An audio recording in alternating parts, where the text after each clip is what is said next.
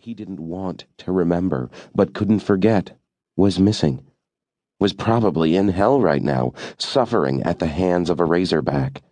And what was he doing? Dreaming of her in ways he shouldn't be. Angela Keene, she of the gorgeous energy and hazel eyes. God, he wanted her back. He wanted her safe. He wanted the clock to spin in the opposite direction and undo the last 3 hours. Maybe then he could have prevented his enemies from taking her at all. Angela.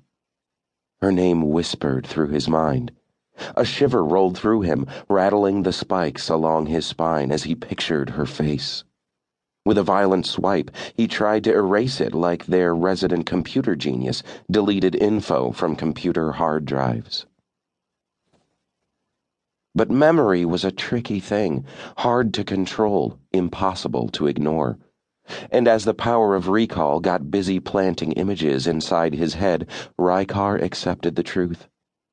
He wished he'd stayed with her that night, taken all she offered and given more in return. Which was just plain wrong, in every way that mattered.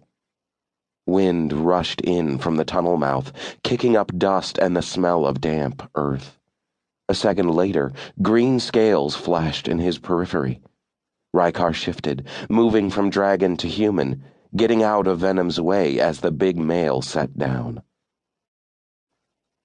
Poised on his back paws, his buddy wing flapped, sending water flying and air rushing, making the light globes bump into their neighbors 75 feet above their heads.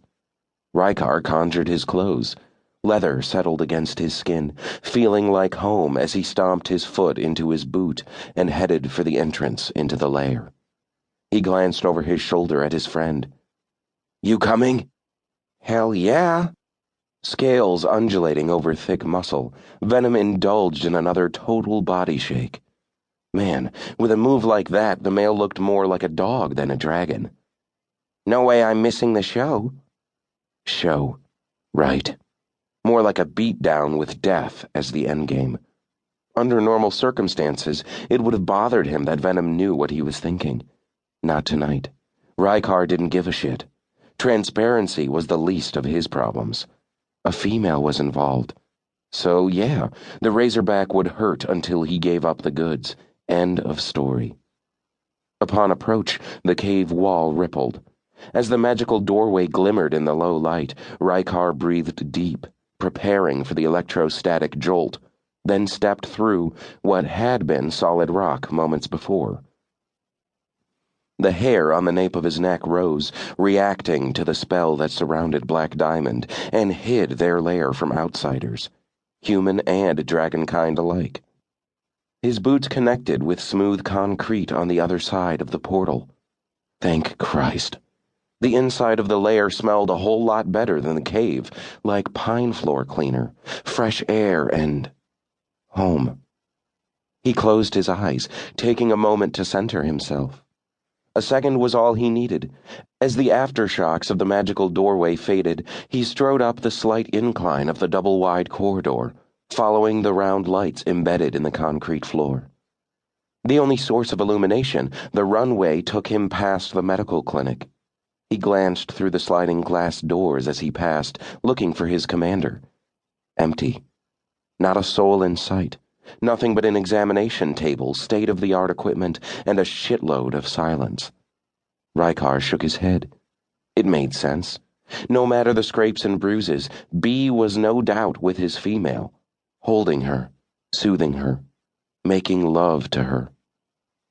All life-affirming activities, ones his best friend no doubt craved after what had gone down in the port of Seattle.